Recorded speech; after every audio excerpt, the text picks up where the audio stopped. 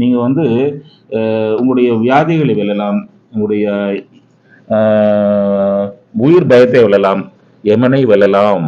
காலனை வெல்லலாம். இதுதான் இந்த மந்திரம் சொன்னாங்க. இந்த மந்திரத்தை சித்தி பண்ணிட்டீங்கன்னு வச்சுங்களேன், ரொம்ப அற்புதமா இருக்கும். இதுக்கு நீங்க சிவன் கோயிலுக்கு போகணும்.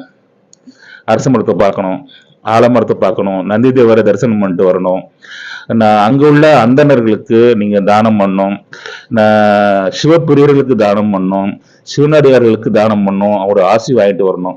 அட்லீஸ்ட் 2-3 பேரோட ஆசையை வச்சு நீங்க வாங்கிட்டு வரணும். நீங்க வாங்கிட்டு வந்த பிறகு குருமாரை பார்க்கணும், குலதெய்வத்தை பார்க்கணும், எல்லாத்தையும் வணங்கிக்கணும். நான் இஷ்ட தெய்வம் இப்ப சொல்லிக் கொடுத்த குருமார்னா அந்த எந்த குருமார் சொல்லிக் கொடுத்தாங்களோ அந்த குருமாரை நீங்க பார்க்கணும், அவங்கள வணங்கிக்கணும். அதெல்லாம் தாண்டி அன்னைய வாழையை வணங்கிக்கணும். வணங்கிட்டு இந்த மந்திரம் சொல்லும் போது சீக்கிரம் சித்தி ஆகிறத பார்ப்பீங்க. இது 2 சொல்லி கொடுத்துருக்கேன் இல்லையா? இப்படி எவ்வளவு வழிமுறைகள் இருக்கும். இது தெரியாம நம்ம அலட்சியப்படுத்துறோமே, அது ஏன் படுத்துறோம் சொல்லுங்க பார்க்கலாம். அதுதான்